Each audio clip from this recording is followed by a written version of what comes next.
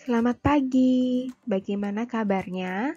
Saya berharap kita semua, kalian dan saya selalu sehat dan dalam lindungan Tuhan. Karena situasi saat ini, situasi pandemi, kita harus tetap melakukan perkuliahan dengan sistem online. Nah, pada pertemuan kali ini, kita akan melakukan perkuliahan dengan melihat video yang sudah saya siapkan. Kita akan memasuki perkuliahan pendidikan matematika SD di pertemuan kedua.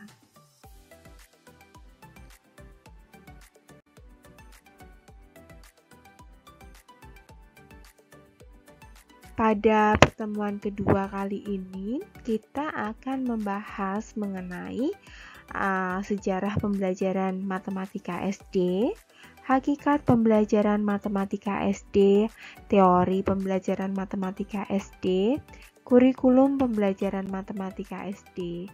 Jadi, inilah yang akan kita bahas hari ini.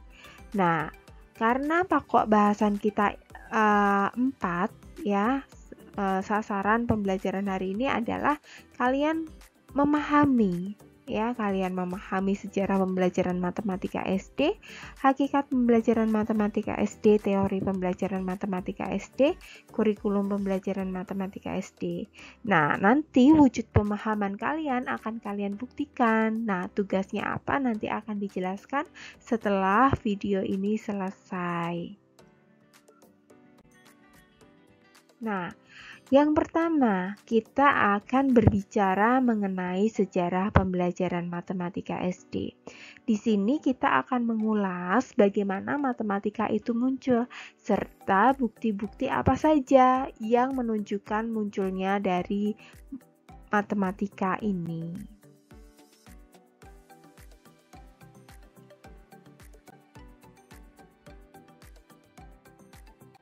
Baiklah, langsung saja kita lihat munculnya matematika. Bergen, ya, dalam tulisannya yang dia publish di tahun 2004, menyatakan bahwa matematika ini sudah ditemukan sejak zaman Mesopotamia, ya. Jadi sejak zaman yang sangat lama, ya, dan di Mesir kuno. Nah, ini didasarkan pada apa?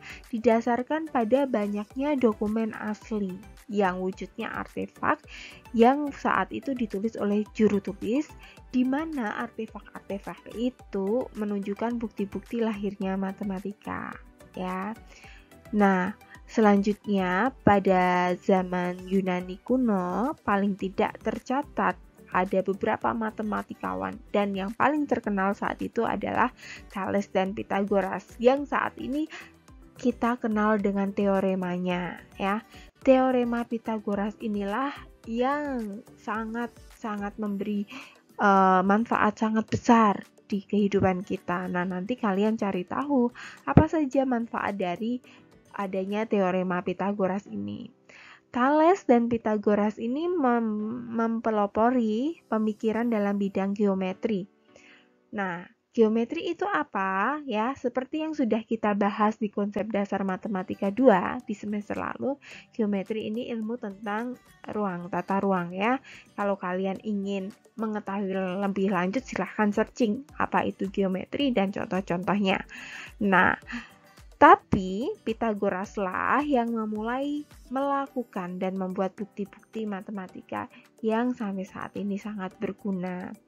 Selanjutnya, pada masa pemerintahan Alexander Agung dari Yunani dan sesudahnya, telah tercatat sebuah karya monumental dari Euclides berupa karya buku yang berjudul Elemen. Nah, buku-buku inilah yang merupakan buku-buku geometri pertama yang penyusunannya secara deduksi. Apa itu deduksi? Silahkan dicari tahu, ya.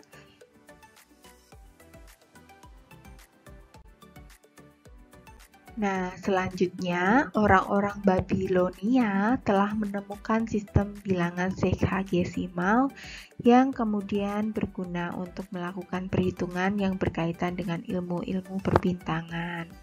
Nah, dari sinilah maka muncul perhitungan gerhana bulan, titik kritis, karena pada zaman itu, pada zaman Babilonia, para astronomnya telah berusaha untuk memprediksi suatu kejadian dengan mengkaitkan fenomena perbintangan seperti yang saya sebutkan tadi, gerhana bulan, titik kritis dalam siklus planet yang saat ini kita kenal istilahnya konjungsi, oposisi, titik stasioner, visibilitas pertama dan yang terakhir tentunya ya.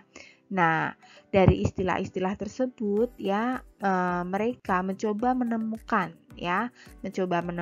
dan berhasil menemukan teknik untuk menghitung posisi ini ya, yang saat ini kita kenal dengan derajat lintang dan bujur, diukur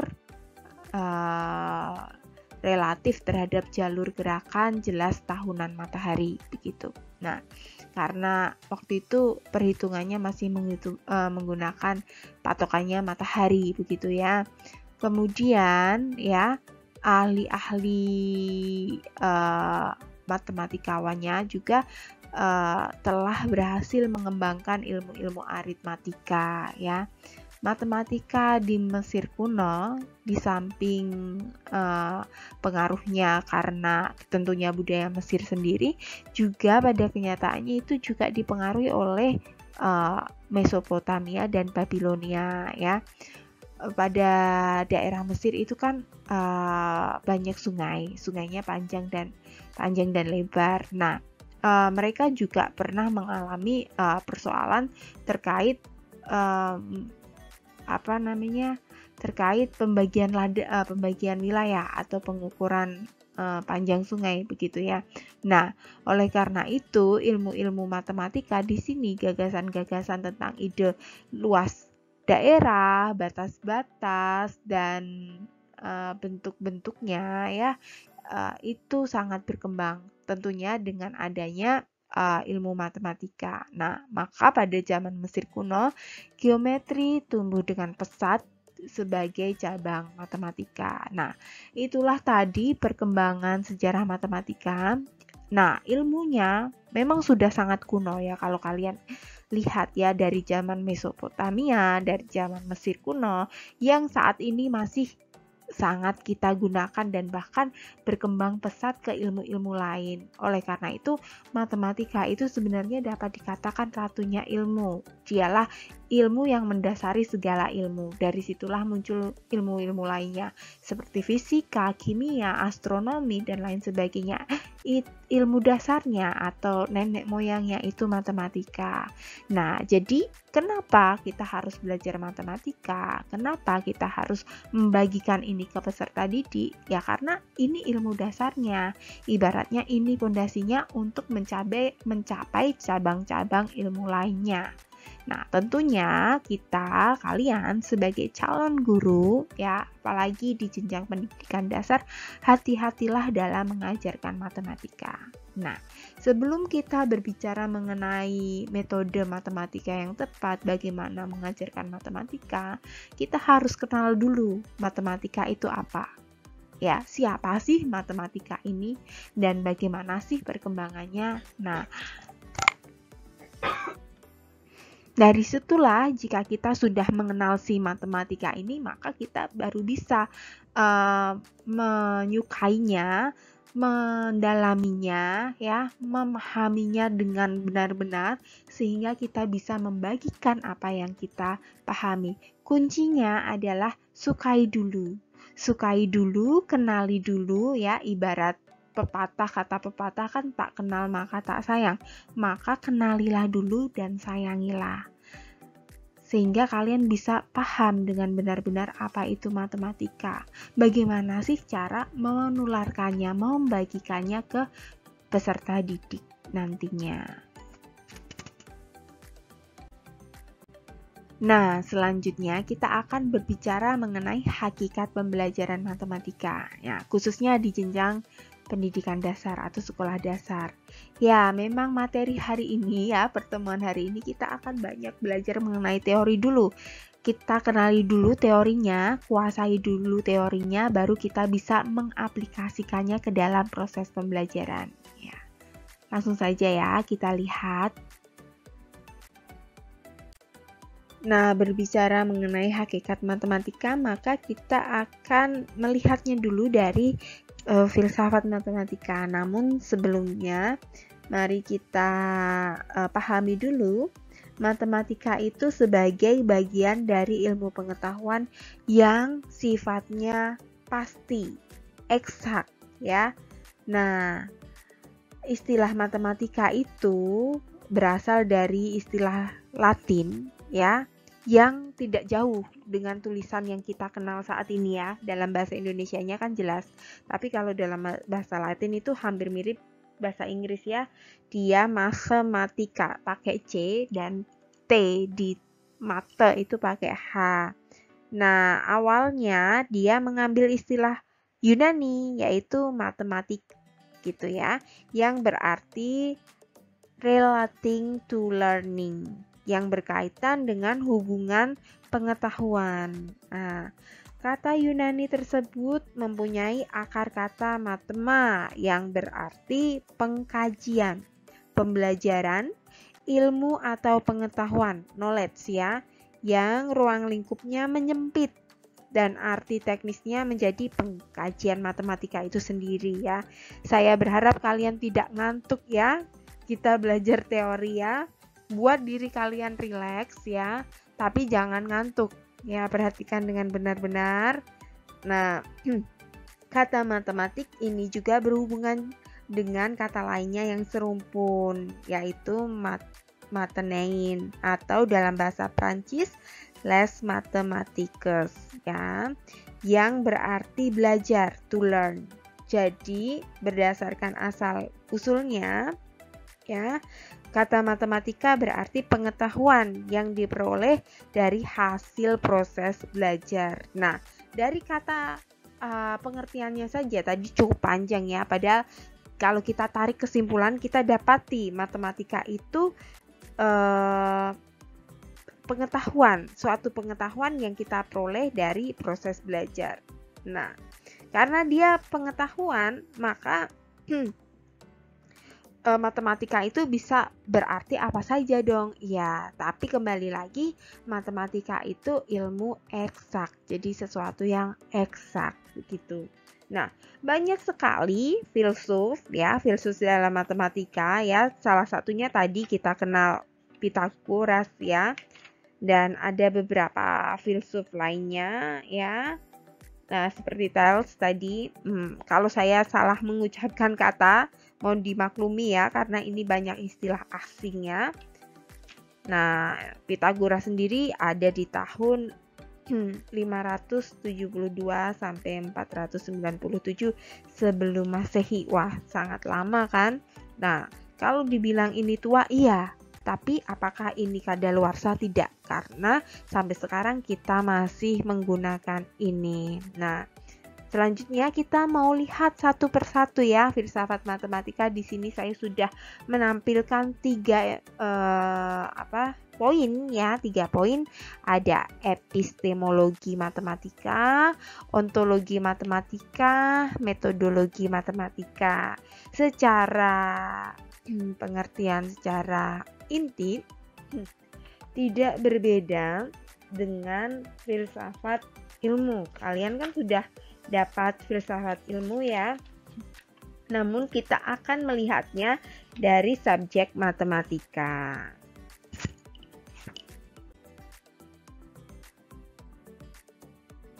Nah, yang pertama langsung saja kita akan lihat tentang epistemologi matematika.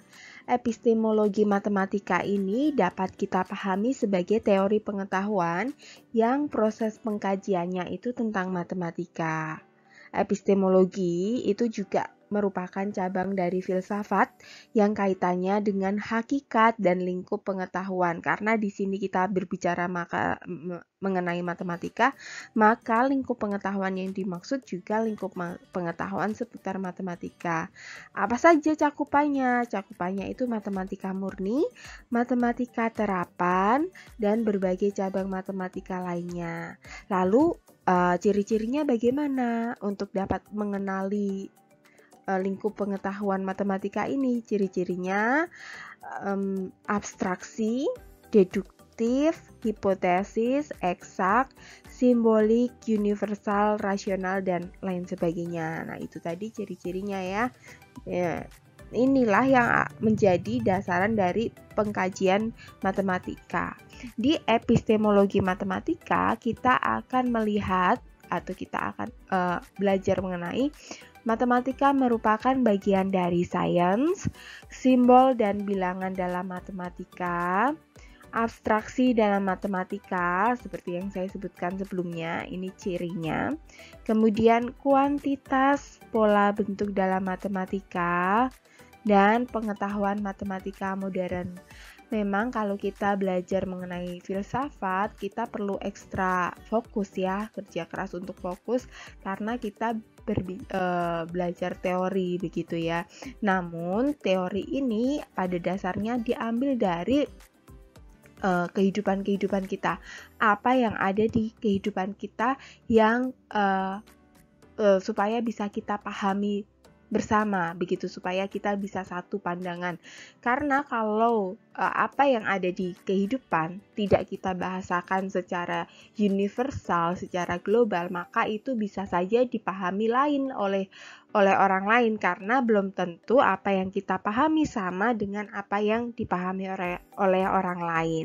Begitu, oleh sebab itu kita perlu satu pemahaman universal. Nah, ilmu pengetahuan itu kan cabangnya banyak ya, ada yang sosial, ada yang eksak ya. Nah, yang sosial ini yang biasanya nanti mencakup ilmu-ilmu humaniora begitu ya.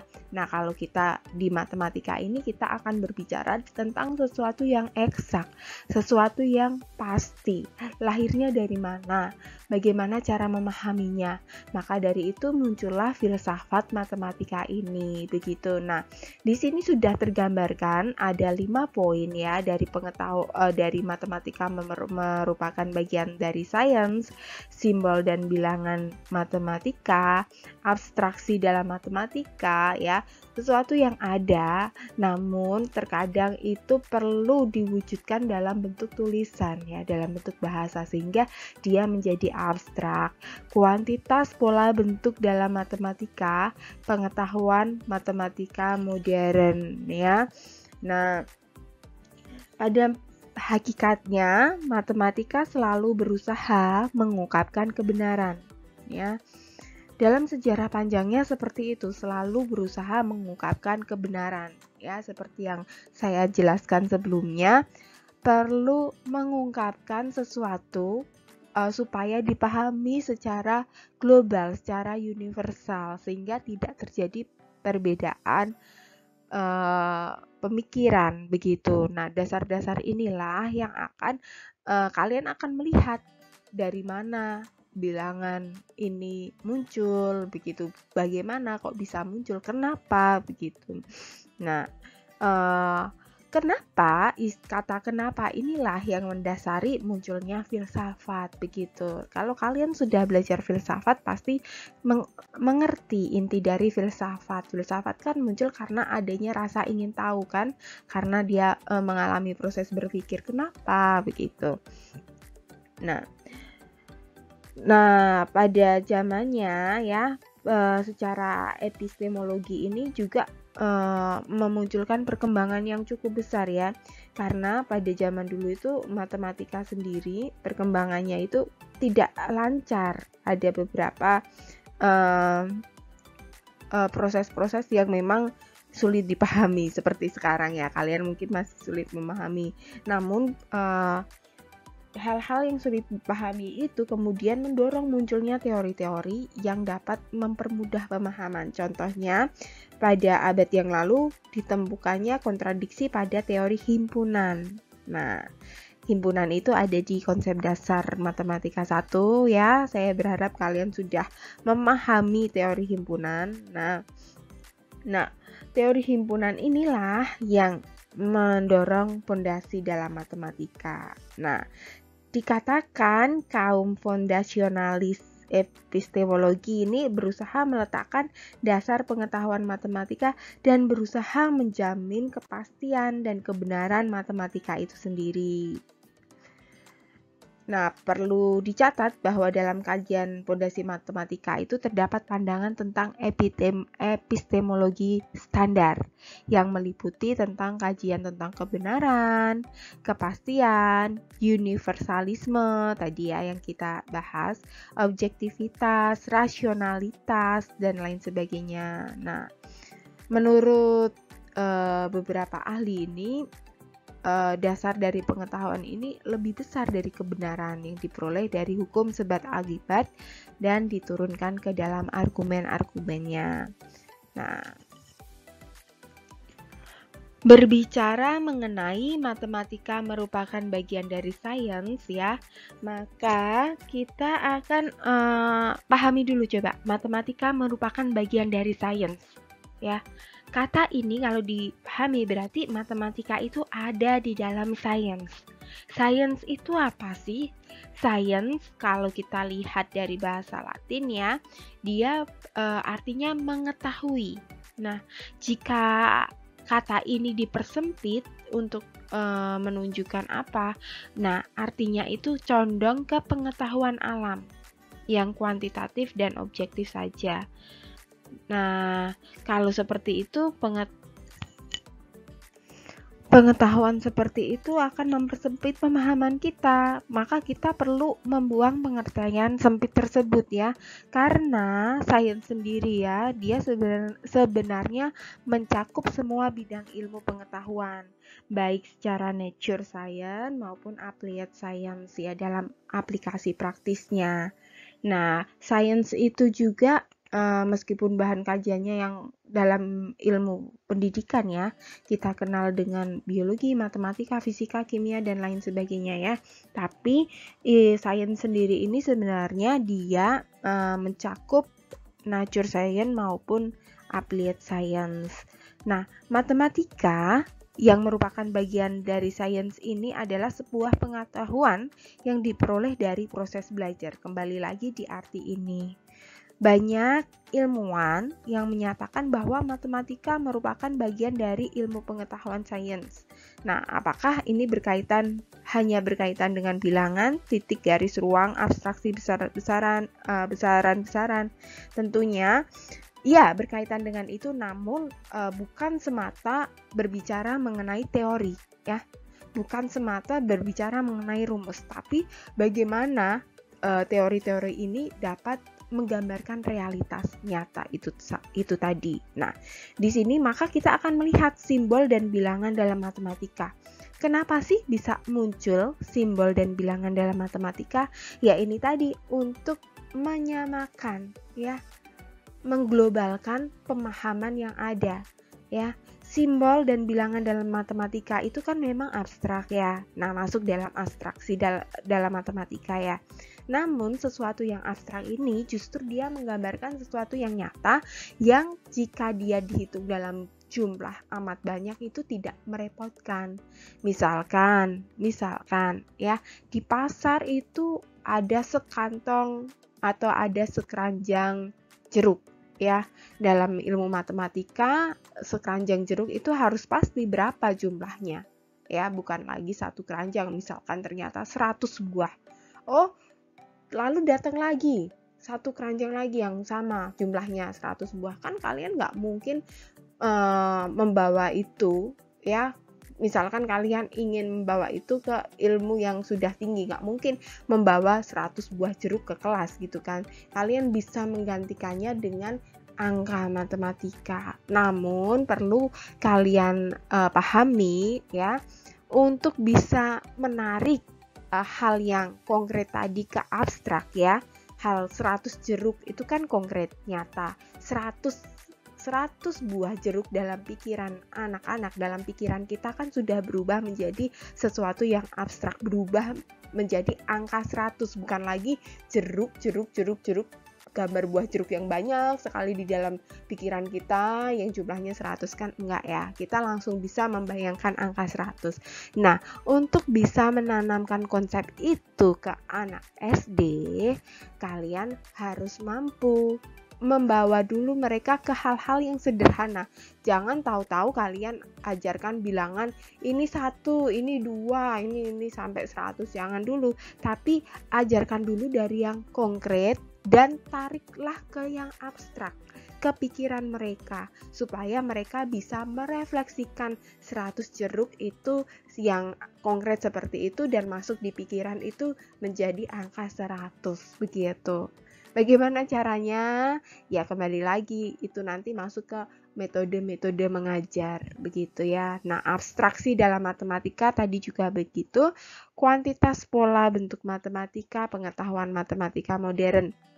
Berbicara mengenai kedua hal ini, nah, meskipun ilmu matematika kita tahu ya, dia sudah ilmu yang sangat tua sebenarnya, tapi bukan expired ya, karena diduga sendiri dia sudah ada sejak tahun 2000 tahun yang lalu sebelum Masehi. Itu kan berarti sangat-sangat tua ya. Nah, tapi matematika modern saat ini masih menggunakan dasar-dasar di teori-teori yang lama, fondasi-fondasi yang lama, karena itu dasar-dasarnya. Nah, matematika modern ini juga sangat menekankan pada struktur ya. Kalau kita berbicara mengenai matematika modern, ini ilmunya juga sudah banyak ya. Kita juga matematika modern itu juga dapat memuat materi baru, topik-topik baru, karena kembali lagi, matematika itu kan realisasi dari sesuatu yang ada, begitu ya. Ingin mengungkapkan kebenaran di zaman dahulu dan kebenaran di zaman sekarang mungkin saja berbeda karena ada perkembangannya, tapi dasarnya tetap sama. Nah, dasar inilah yang dijadikan untuk mengembangkan atau menemukan, memecahkan perkembangan yang baru ini. Tidak menutup kemungkinan dapat muncul teorema-teorema baru, namun tidak mengubah teorema lama. Kalau mengubah itu pembuktiannya harus sangat panjang, begitu ya, karena teorema lama sendiri terbukti sudah mampu menciptakan berbagai hal. Nah, seperti sekarang ini adanya teknologi, adanya laptop kalian, handphone kalian, itu tidak lepas dari peran ilmu matematika, begitu. Bagaimana membuat si laptop ini dapat enak dipakai? Perhitungannya bagaimana? Ya, itu tetap pakai konsep matematika. Nah, tapi tentu saja di pendidikan dasar tidak berbicara mengenai bagaimana cara mengaplikasikan ilmu matematika ke pembuatan alat-alat ya, tapi berbicara mengenai hal-hal yang dasar untuk menjadi fondasi mereka mengembangkan ke ilmu-ilmu yang lebih tinggi, begitu. Inilah yang ada di epistemologi matematika ya.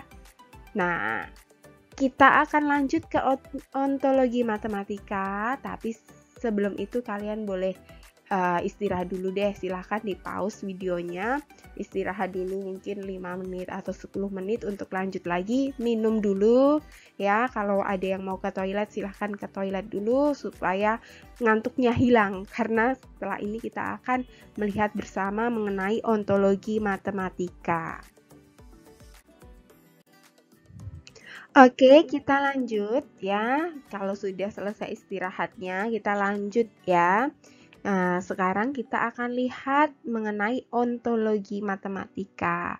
Kalian pasti sudah tidak asing dengan istilah ontologi kan? Nah, ontologi matematika ini apa? Ontologi matematika ini merupakan suatu teori mengenai keberadaan tentang apa yang ada. Metafisik ya, keberadaan tentang apa yang ada ya.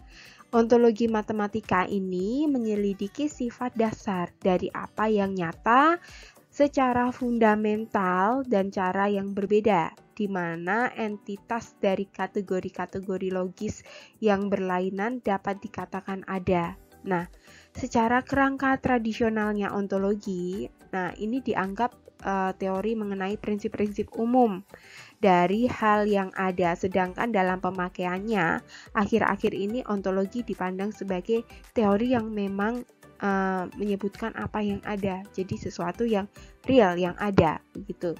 Nah, dalam ontologi matematika ada banyak hal yang dipersoalkan. Nah, cakupannya itu karena kan dia sebenarnya ingin membuktikan apa yang ada ya.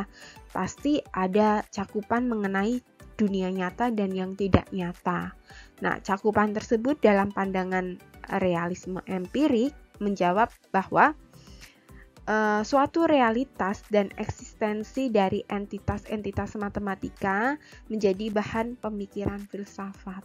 Nah, memang agak berat kalau kita mau mendasari ilmu ontologi ini karena kita akan menelaah dari sesuatu yang ada, bahkan kesannya seperti mengada-ngadakan, tapi bukan seperti itu ya.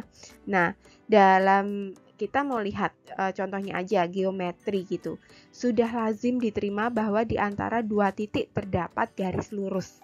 Ya, ini kan secara abstraksi begitu ya. Di dua titik selalu terdapat ada garis lurus ya dalam ilmu geometri. Tetapi jika dicari di pengalaman kita ya, di pengalaman manusia, kita tidak pernah menjumpai titik dan garis dalam arti sepenuhnya ya. Tapi ini ada gitu ya. Ini refleksi dari teori geometri. Jadi bukan mengada-adakan yang tidak ada, enggak. Kita berbicara apa yang ada, sebenarnya apa yang direalisasikan di kehidupan nyata. Kembali lagi ke pengertian tadi ya. Realisasi di kehidupan yang nyata supaya mudah dipahami dan mudah diaplikasikan ke ilmu lain begitu. Contohnya membangun rumah gitu kan, kalian bikin bikin gambarnya, bikin denahnya. Itu kalau kalian tidak menguasai ilmu geometri, kalian tidak akan mengenal garis lurus, garis lengkung, tidak tahu bedanya kan. Ukuran-ukurannya, kalau kalian tidak mengenal bilangan, kalian tidak bisa menghitung, tidak bisa mengukur begitu kan. Jadi ilmu matematika ini bukan ilmu yang sepele, dia itu masuk ke seluruh lapisan masyarakat ya, apapun pekerjaannya. Bahkan ibaratnya tukang parkir pun kalau dia tidak bisa matematika, dia juga tidak bisa mengenal bilangan, tidak bisa mengenal uang begitu ya. Sampai ke pekerjaan yang paling tinggi, astronot pun juga dia harus kuat matematikanya, justru harus kuat matematikanya, kalau nggak bisa jadi astronot gitu. Apalagi kalian sebagai calon-calon pembentuk pencetak generasi bangsa, maka jangan salah dalam memberikan pengertian, dalam menanamkan ilmu ya, karena kembali lagi kalian itu akan membuat pondasi ya. Nah, dalam ontologi ini merupakan cabang filsafat yang hubungannya tadi kita sudah sebutkan ya, metafisik dalam pengetahuan matematika. Nah, di ontologi ini cakupan apa saja yang akan kita bahas? Matematika ini merupakan alat pemikiran. Matematika sebagai bahasa, matematika untuk nature science and social science, titik garis bidang lingkaran dalam matematika, matematika ruang dan waktu, geometri. Ya. Nah, kita akan membahas mengenai ini ya. Dan peranan matematika modern. Nah, matematika merupakan alat pemikiran ya. Matematika mengantarkan kita untuk membuat satu pemikiran yang pasti, karena matematika ini berbicara mengenai sesuatu yang pasti ya. Lebih gampangnya kita akan contohnya itu berbicara mengenai jarak ya. Ketika kita ingin mengukur satu jarak, berarti kita butuh simbol kan, butuh pemisalan kan, ya. Nah, pemisalan inilah yang akan membantu kita ya menemukan apa yang sedang kita cari. Nah, disinilah ada proses berpikirnya. Nah, oleh karena itu, maka nyatalah kalau matematika itu sebagai alat pemikiran, matematika sebagai bahasa. Nah, lalu bagaimana wujudnya matematika sebagai bahasa? Jangan diartikan terus kita ngomong dengan bilangan-bilangan ya, terus kita saling memahami, bukan seperti itu konsepnya ya. Matematika sebagai bahasa ini berarti dia seperti yang kita seperti yang saya jelaskan di awal, menyatukan satu pemahaman global supaya tidak terjadi perbedaan pengertian, pemahaman ya. Matematika dan bahasa memiliki pengertian dan fungsi yang sama. Jika matematika digunakan sebagai alat yang menyatukan manusia dalam hal berhitung ya, maka bahasa pun merupakan alat menyatukan manusia dalam berkomunikasi. Namun bahasa itu sendiri sifatnya universal. Nah, dalam matematika itu sifatnya pasti, begitu ya. Mungkin angka 2 di Indonesia itu nilainya sama dengan angka 2 di Amerika. Tidak ada perbedaan. Kalau bahasa kan kita punya bahasa yang berbeda ya. Bahasa Indonesia dan bahasa Inggris kan berbeda. Kalian belajar bahasa Indonesia dan bahasa Inggris kan berbeda, baik dari tutur katanya, budayanya. Hati-hati belajar bahasa itu juga belajar budaya. Ya, bagaimana cara masyarakat itu menggunakan atau melakukan komunikasi menggunakan bahasa. Nah, seperti yang kalian tahu, bahasa Inggris dan bahasa Indonesia pun secara struktur pun berbeda. Ada yang kalau kita bilang apel merah, tapi dalam bahasa Inggris kan dibalik gitu kan, sifatnya dulu baru bendanya. Nah, itu tergantung pemahaman dalam budaya, kesepakatan budaya di sana. Tapi kalau dalam matematika itu sama ya. Angka 2 di sini meskipun pengucapannya beda ya, pengucapannya yang beda, tapi maknanya sama. Angka 2 di sini tulisannya kan 2, sama-sama 2 angkanya ya. Dengan di Amerika sana, di Cina sana nilainya sama, begitu ya. Dia satu pemahaman tadi. Makanya matematika itu mengambil realitas dunia, realitas nyata, diimplementasikan ke sesuatu yang abstrak tadi. Tapi itu sama pemahamannya sehingga kita punya satu pemahaman yang sama. Ya, ilmu-ilmu matematika itu ilmunya sama di seluruh dunia, itu sama.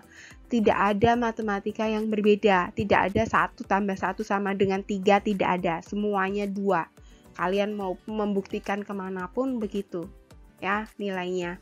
Begitu juga di cabang-cabang ilmu lainnya, titik, garis, bidang, lingkaran dalam matematika, matematika ruang dan waktu ya, geometri, dan peranan matematika modern. Nah, kalian kalau penasaran apa saja peranan matematika modern, kalian bisa sambil searching ya.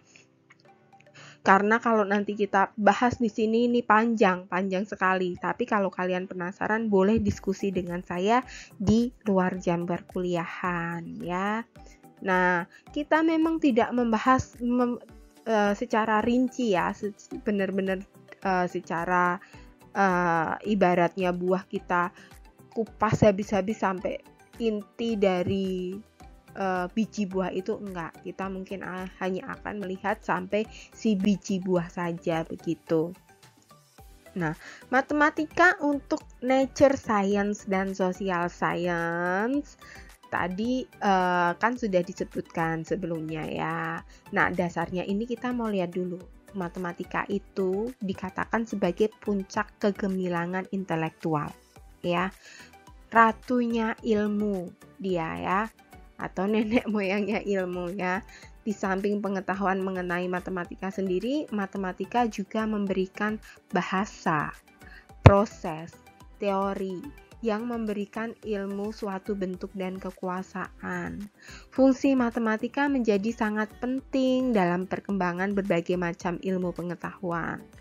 Nah, perhitungan matematis misalnya menjadi dasar desain ilmu teknik tadi kan. Metode matematis memberikan inspirasi kepada pemikiran bidang sosial dan ekonomi. Bahkan pemikiran matematis juga memberikan warna kepada kegiatan arsitektur dan seni lukis tuh. Ya, bahkan ya warna pun kalau kalian lihat ya, warna pun yang kita sebut merah, kuning, hijau. Kalau kalian buka Word ya, Microsoft Word kalian, di situ tuh sebenarnya warna pun diberi kode. Kodenya itu angka ya. Karena warna pun kan banyak sekali. Ada merah, merah muda, merah marun dan sebagainya ya. Nah, dalam matematika itu diberi angka. Nah, saya mau bilang warna prodi kita ya, warna prodi kita kan ungu. Kodenya itu 8080. Silahkan dicek di Microsoft Word kalian masing-masing. Ya, nah, jadi matematika juga masuk ke social science ya. Dia masuk ke semuanya. Begitu ibarat air, dia itu bisa masuk ke semuanya. Gitu.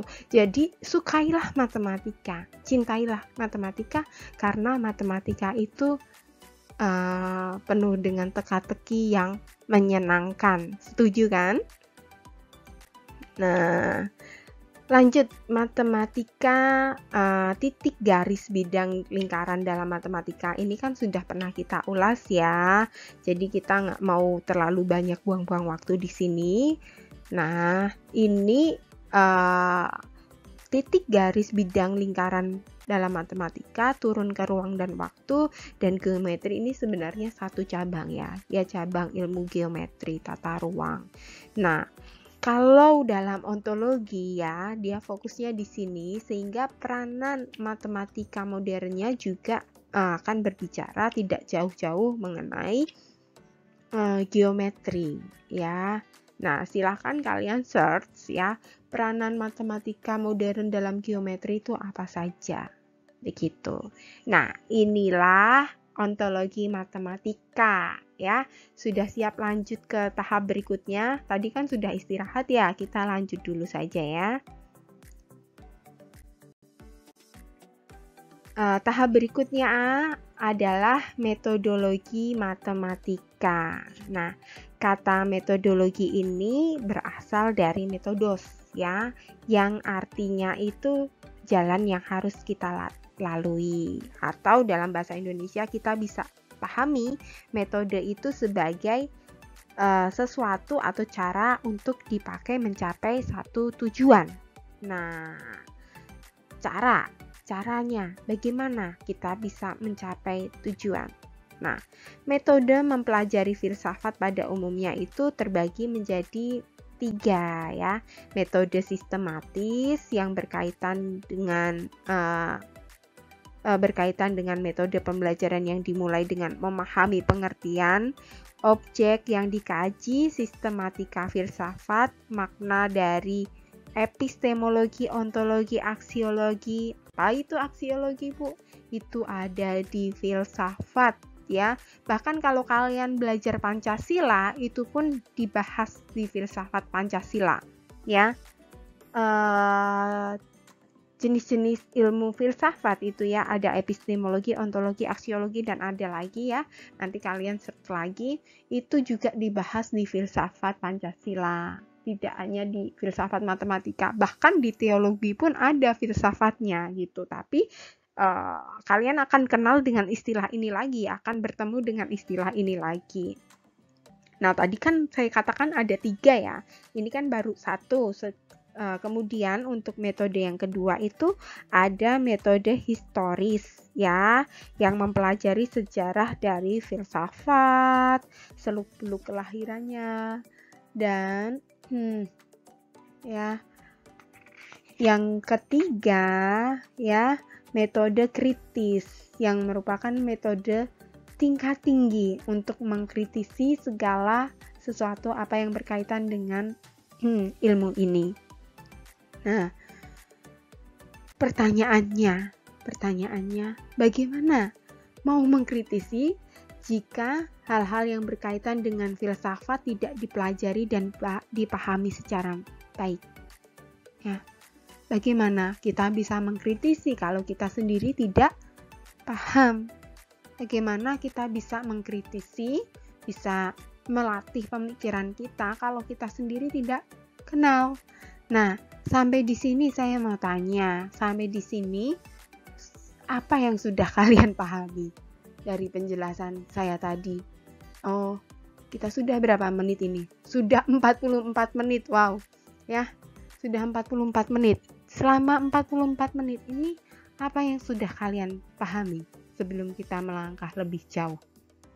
Nah, coba kalian refleksi, tanya ke diri kalian dari yang saya jelaskan tadi ini, karena susahnya online begini ya, susahnya kalian hanya mendengarkan video begini ya, hanya kalian hanya mendengarkan saja.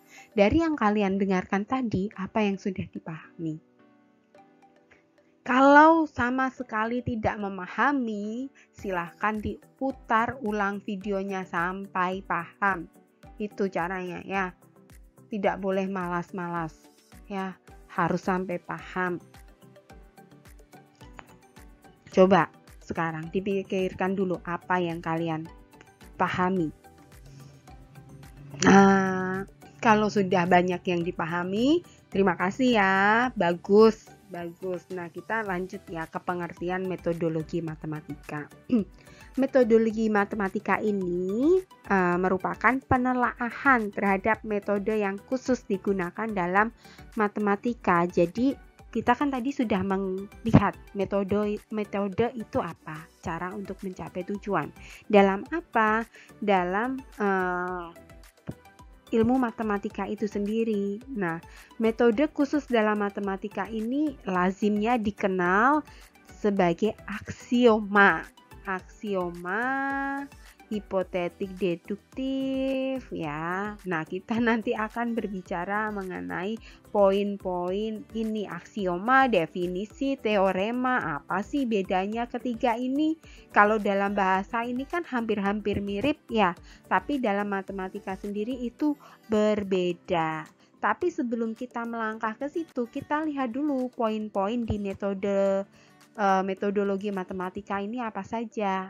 Yang pertama, alat pemikiran. Yang kedua, penalaran deduktif merupakan kunci matematika modern. Yang ketiga, nilai estetika dalam matematika.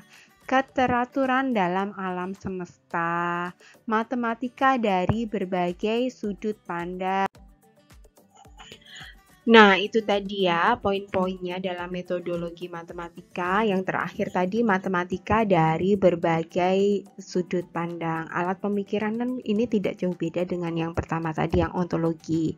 Penalaran deduktif merupakan kunci matematika modern ya.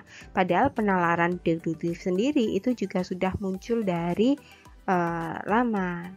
Nah, sudah muncul dari lama, tapi kita mau lihat dulu yang alat pemikiran, matematika sebagai alat pemikiran.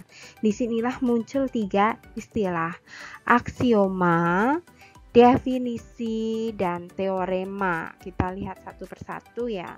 Aksioma itu disebut postulat yang merupakan keterangan dari kebenaran yang diterima tanpa pembuktian lebih lanjut untuk menjadi dasar atau pegangan dalam suatu perbincangan ya, dalam suatu komunikasi. Itu namanya aksioma, postulat ya, yang dia sudah benar tanpa dibuktikan kebenarannya. Contohnya yang sederhana dalam penjumlahan bilangan ya. 2 ditambah 1 sama dengan 3. Nah, semua sudut siku-siku adalah sama besarnya satu dengan yang lainnya. Nah, aksioma ini juga disebut sebagai proposisi yang jelas dengan sendirinya, yang gamblang gitu ya, tanpa ada perlu dibuktikan tanpa adanya pembuktian. Nah, yang menjelaskan hubungan niscaya antara bagian-bagian yang tidak jelas dikarenakan hanya proporsi-proporsi analitik lah yang jelas dengan sendirinya. Nah, maka ilmu-ilmu aksioma matematis kesemuanya bersifat analitik gamblang. Tidak perlu dibuktikan kebenarannya karena itu sudah benar, ya. Contohnya tadi 2 ditambah 1 sama dengan 3. Nah, kalau mau dibuktikan ya silahkan bawa benda-benda konkretnya yang mengkonkretkan kembali ya hal yang realistik tadi, hal yang abstrak tadi direalistikkan gitu ya. Nah, yang kedua adalah definisi. Apa bedanya dengan aksioma? Definisi itu adalah sebuah proposisi yang mengantarkan pada hakikat dan kualitas sesuatu ya.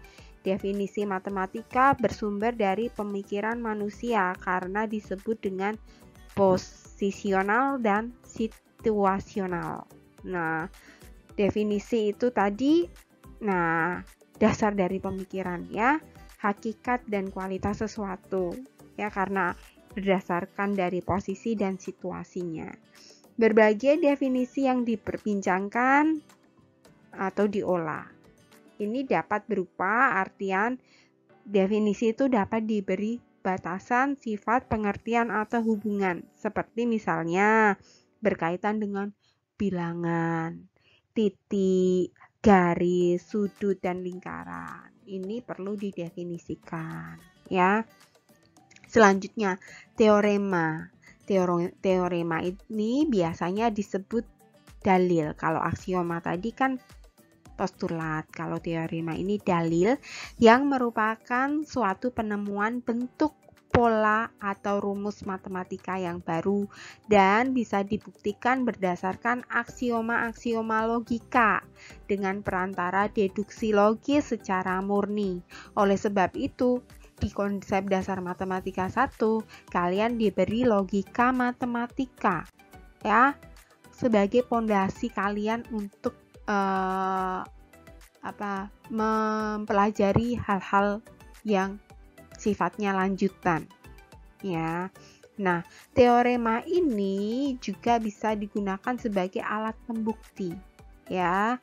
Nah, berbagai teorema dapat diturunkan dengan penalaran yang logis dan berbagai aksioma ya. Saya ulangi, berbagai teorema ini dapat diturunkan dengan penalaran yang logis dari berbagai aksioma dan definisi-definisi. Jadi teorema ini urutannya yang terakhir.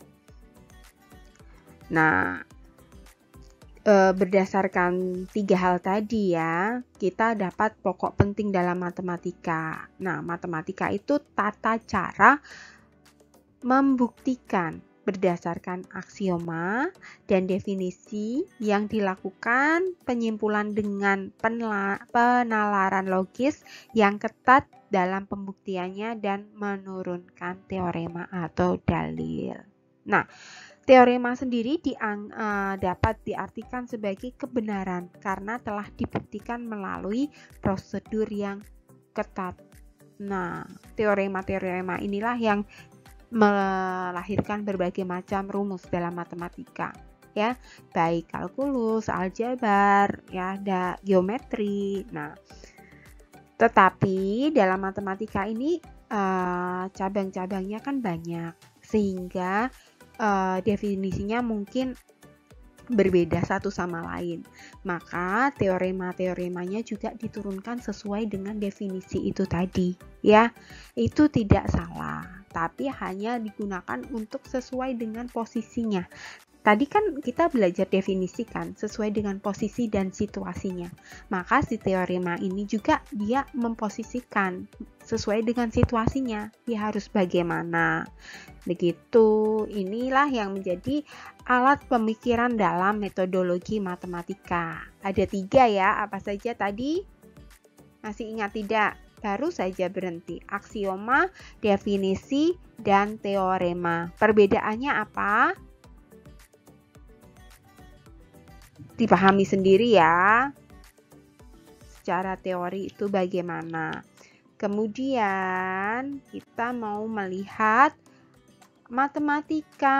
metodologi matematika dalam penalaran deduktif yang menjadi kunci dalam matematika modern. Nah, berbicara mengenai hal ini sebenarnya sudah banyak sekali ya ahli-ahli atau tokoh-tokoh yang mendefinisikan atau memberikan definisi ya. Nah, kita mau melihat dari sudut pandang satu persatu ya. Kita lihat dari penalaran. Penalaran itu apa sih? Dia itu adalah proses berpikir yang bertolak dari pengamatan indera empirik yang menghasilkan sejumlah konsep dan pengertian. Nah, penalaran itu juga bisa berasal dari proses observasi ya, proses pengamatan. Nah, sehingga kita dapat membuat kesimpulan dari yang kita amati ya, berdasarkan proporsi ya, dan tentunya dikaitkan dengan dasar-dasar yang sudah kita miliki. Nah, dalam deduksi ya, lanjut kita mau lihat arti deduksi. Deduksi itu cara berpikir di mana dari pernyataan yang bersifat umum ditarik kesimpulannya yang bersifat khusus ya.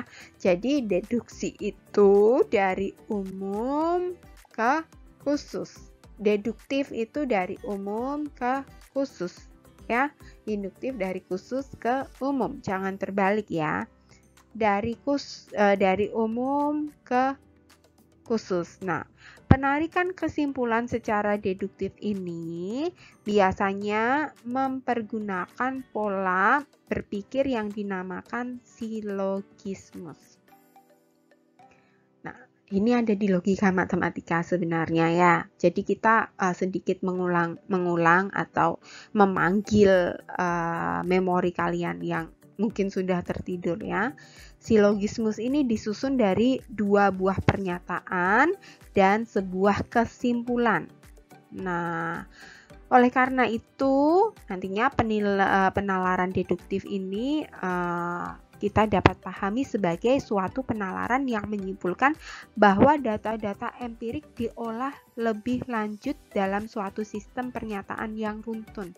Karena dia tadi kan dari umum ya, dipilah-pilah, ditarik-tarik sehingga dia dapat mencapai kesimpulan yang khusus. Nah, biasanya juga penalaran deduksi dianggap sebagai metode berpikir dalam pengambilan kesimpulan di awal data-data empirik. Kemudian dilanjutkan dengan data-data penjelasannya. Nah, pemikiran ini akan membantu kalian nanti ketika kalian skripsi, ya. Karena kalian akan membuktikan dari hal-hal yang sifatnya teorema ke hal-hal khusus atau ke hal-hal yang praktis gitu ya. Nah, jadi matematika ini tuh sebenarnya dia masuk kemana saja ya, masuk ke berbagai aspek ya. Bahkan dia kalau kalian pahami ini benar-benar, kalian nanti tidak akan kesulitan di kehidupan kalian sendiri ya.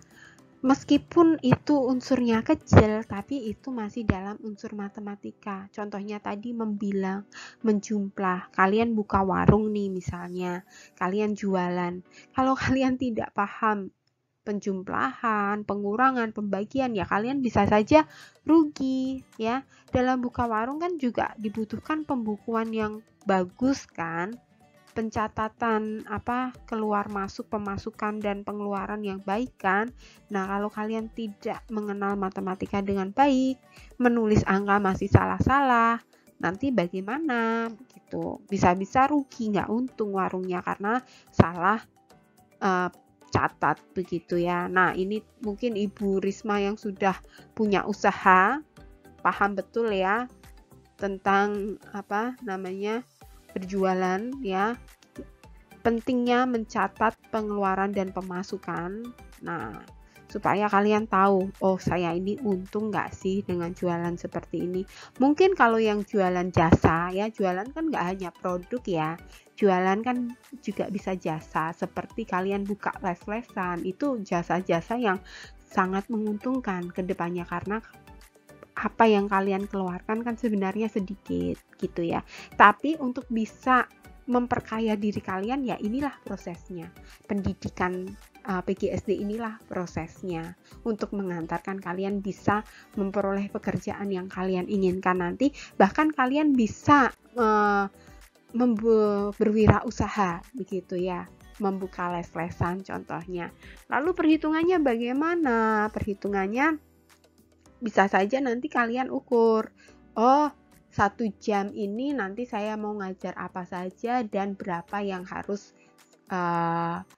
saya bayaran berapa yang harus saya dapat, misalkan begitu. Itu kan perlu juga pemikiran logis, ya kan? Tapi pemikirannya juga jangan ngawur, logis ya, logis. Jadi jangan, oh 1 jam saya minta 500.000, ya kan keterlaluan. Kecuali kalau ilmu yang kalian berikan memang benar-benar mahal dan dihargai segitu, silahkan saja. Tapi kalau cuma ngajarin bilangan minta 500.000 ya itu bukan lagi logis ya, itu ngawur namanya. Nah maka dari itu kalian perlu benar-benar memahami, menanamkan pemikiran logis. Disinilah tempatnya ya.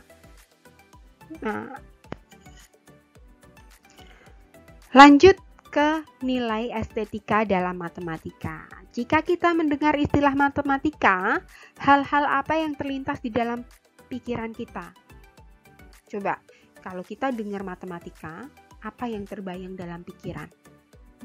Kebanyakan dari kita akan memikirkan rumus-rumus, angka-angka, mungkin ada yang memikirkan bangun datar lingkaran, luas, bangun datar, luas bangun ruang ya, atau mungkin titik, garis, dan bidang ya.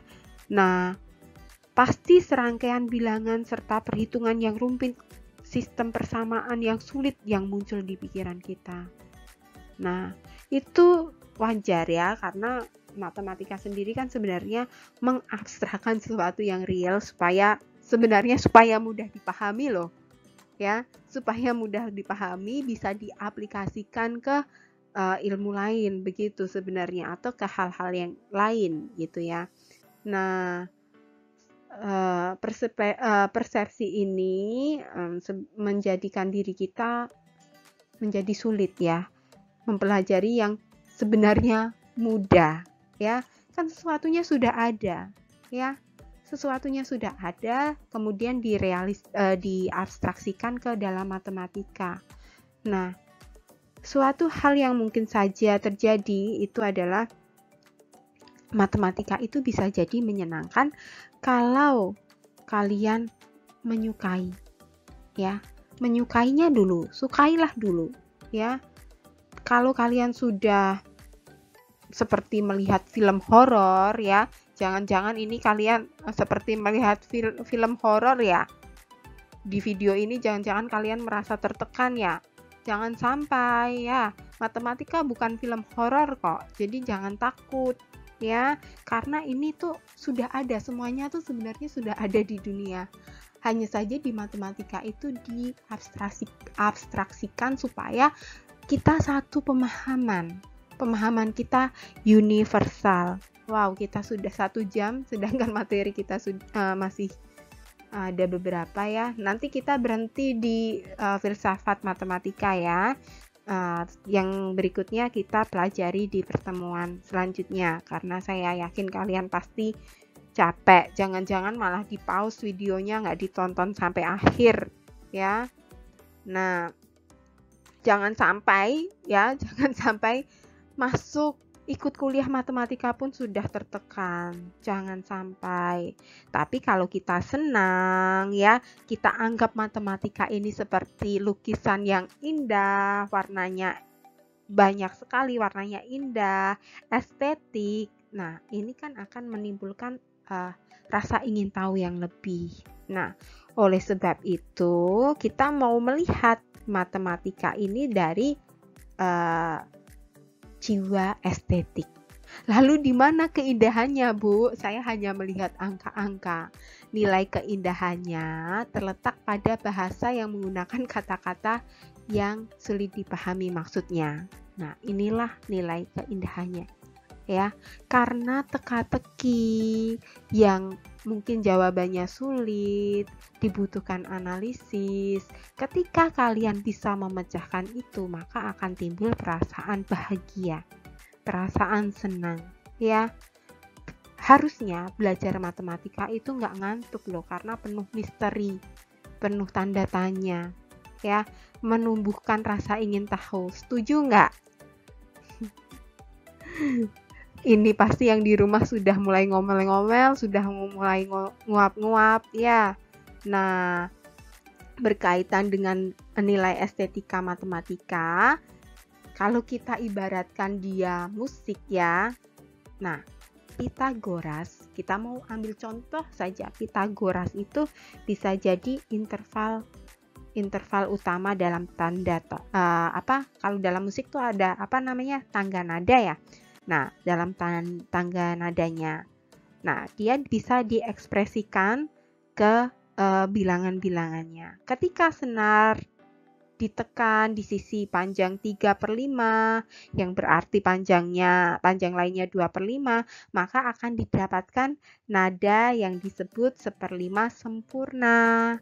Nah, perbandingan ini akan membuat timbulnya nada-nada yang indah, begitu ya. Itu nilai-nilai matematika itu, nilai-nilai estetikanya tuh ada dalam yang kalian anggap sulit sebenarnya. Percayalah, kalau kalian bisa memecahkan soal, kan ada perasaan bangga kan, ya. Pada dasarnya, estetika dalam matematika itu dapat ditemukan, tapi tergantung dalam pribadi kita masing-masing. Bagaimana kita menyikapinya? Jika kita senang dan gembira dalam menyusun persamaan matematika, tentunya kita kan nggak tertekan ya, meskipun sulit, tapi kalau kita selesaikan dengan senang, dengan bahagia, ini kan akan memberikan perasaan puas dalam diri kita. Nah, keteraturan dalam alam semesta pun ini ada dalam matematika, ya. Bahkan matematika ini dapat dilihat dari berbagai sudut pandang. Nah, memahami ini harusnya tidak cukup sulit ya, karena kalau kita bicara keteraturan alam semesta, berbagai sudut pandang, ini kan ibaratnya kita melihat realitas-realitas nyata dalam dunia. Nah, kedudukan matematika pun bisa kalian cari dalam realitas-realitas ini. Nah, sebenarnya materi kita masih ada beberapa, tapi karena waktu kita sudah cukup panjang ya, saya sudah bicara hampir 1 jam ini, sudah 1 jam malah ya. Maka dari itu pertemuan hari ini kita akhiri sampai di sini ya. Pertemuan depan kita akan membahas mengenai, kita lihat ya. Kita akan membahas mengenai perkembangan kurikulum matematika SD. Kenapa saya stop di sini? Supaya kalian pahami dulu ya perkembangan perkuliahan selanjutnya, kan ini akan membahas perkembangan kurikulum matematika SD, karena ini kan panjang ya, mungkin bisa 1 jam lagi, nanti kalian malah lupa yang sudah saya jelaskan tadi. Jadi pahami dulu yang tadi. Nah, berikutnya kita akan melihat perkembangan kurikulum matematika SD. Kita lihat sekilas dulu ya. Apa saja yang akan kita pelajari di sini? Itu ada kurikulum di tahun 1947 sampai 1944, kurikulum 2004 KBK, KTSP, dan 2013.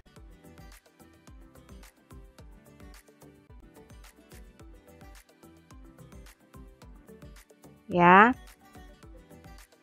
Nah, sasarannya ini itu berbicara mengenai teori-teori pembelajaran matematika. Kita akan bahas di minggu depan ya.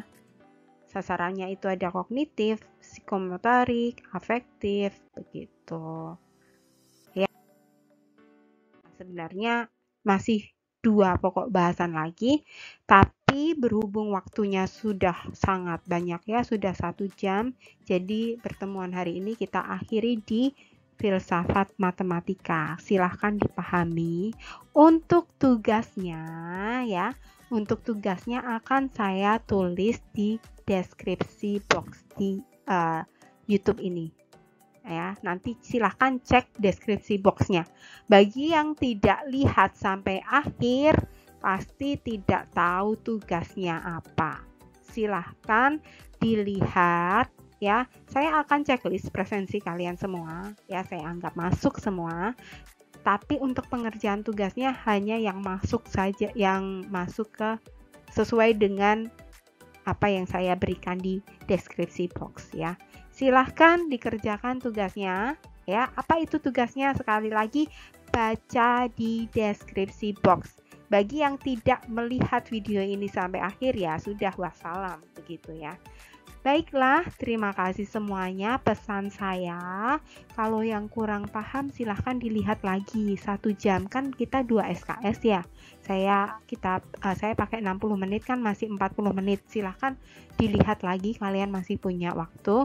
Ingat, 1 SKS itu terdiri dari 1 jam 50 menit tatap muka, 60 menit belajar mandiri, dan 60 menit tugas terstruktur. Sehingga 1 SKS itu terdiri dari 170 menit ya. Kita ada 2 SKS dan kita baru menggunakannya 1 jam. Nah, ahli-ahli matematika silahkan dihitung masih berapa waktu belajar kalian ya. Gunakan itu untuk memahami materi dan gunakan itu untuk menyelesaikan tugas. Pengumpulan tugas juga sudah saya tulis di deskripsi box. Jangan malas membaca. Setelah mendengarkan, silahkan membaca. Begitu. Jaga kesehatan. Jangan kemana-mana dulu karena situasinya begini ya. Dan baik-baiklah di rumah. Baiklah, sampai bertemu di pertemuan selanjutnya. Terima kasih. Tuhan memberkati.